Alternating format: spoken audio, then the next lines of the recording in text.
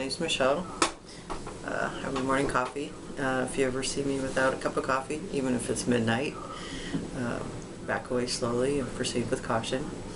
But I'm here to tell you a little bit about myself and some of the things I've been learning at school. This year I didn't get to do as much as what I wanted to work, and not enough funds to buy all the plants that I wanted to, but I'll show you what I do have. These are my tomato plants. I usually plant at least 3 or 4 varieties, and I had a very good strawberry patch up until about a year ago. They last about 5 or 6 years, and then they kind of die off. You have to start all over again. And this section is under construction. Took down a cherry tree that no longer produced cherries and was having issues with some whatever tree disease they get. So here we're going to plant some transplant, I guess, some irises and other things. Things are getting kind of jumbled. These are my grapevines. There's a couple of rose bushes in here. Fortunately, everything's already bloomed. The grapes are still hanging on. I need to come out and pick some more of them, but you can tell right in there. We got quite a good crop. We've picked about, I'd say about a third of them, and I need to come out and get some more. And there's 2 different vines. They kind of trail up and over. Let's see if we can get a close-up on some of those. They go up and over the top and hang over the other side. And let's see, they continue all the way to this side. Okay, now we're coming up to what we call the back 40. As you can tell, we have more grapes that have grown over onto this side. And this is the overgrown because everything's already been gone through. Usually we have zucchini and cucumbers. I've tried to plant melons, but they just don't seem to want to take around this area. They usually come out small or not very much at all. And next we'll go to the front and see the other fruit trees. Okay, so this is my Italian plum tree, and it just seems to get more overgrown every year. We trim it back, but then it just kind of takes off like gangbusters again. And that's kind of the top of it. It's probably about 25 feet tall. And then this is my cherry tree. And this always goes like gangbusters too. And if I can get a good shot here. I probably picked about 4 or 5 gallons or bucketfuls of cherries this year and made cobbler and cherry crisp. Brought a lot of it to school for my classmates and friends. And that just takes off. I've trimmed that back, but it still kind of goes crazy. So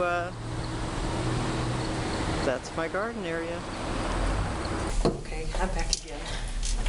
And I'm working at Studio M.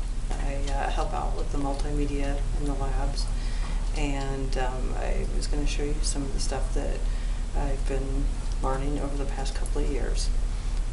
So hold tight for a minute and we'll zoom in and I'll show you on the computer. Okay, we're going to take another stab at this. Apparently I ran out of room when I was filming the other portion at school. So we will take a look at some of the projects I've worked on over the past couple of years, and we will start with one of the first animations we did was to create what was it, like a sequence. So we just had to create different objects, and this is what was rendered out. And so just each of these images here were modeled and then animated. That was a lot of fun. And let's see, then the next one, this was sort of an ongoing project back and forth. Let's see if we can make it bigger here. And turn that down a little bit. This is probably one of the projects I enjoyed the most.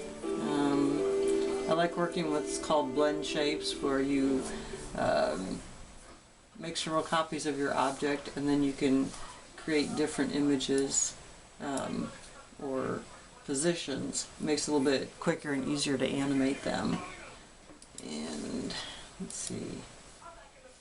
This was part of a character development, and one of the things we had to do was basically a claymation video. And I'm going to scrub through this because it's kind of long. And basically it's, you know, move the object and take a picture, and you usually end up with several hundred pictures, and you just put them together. There is music. I don't know if you can hear that, but it's kind of slow moving. Figured out kind of afterwards that it's I think it's what is it, about 24 to 29 images, stills per second, that makes it run smoother. And this one was more of the old-fashioned cartoon cell-by-cell animations. And there is no sound to this, so it's not like you've lost, it's not like you can't hear it.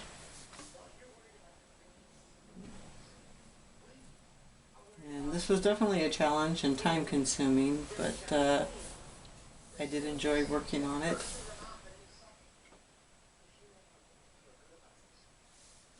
Okay.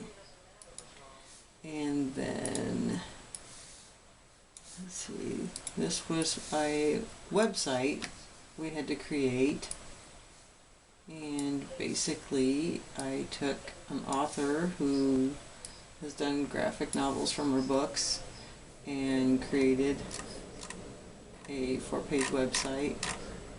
I'm not sure if these are linked up, but basically learning to do web design and coding. And this is another one of the animation projects. Actually, it's just modeling.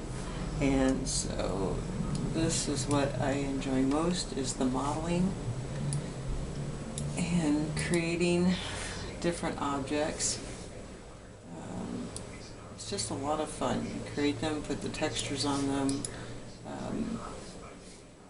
kind of create whatever the mood strikes you. Got really into detail in doing the chandelier. So each piece is modeled. Many things can be duplicated, and there's light sources you can put in there. And so that's just kind of an idea of all the different fun things I've been learning over the past couple of years. So thanks for taking a look.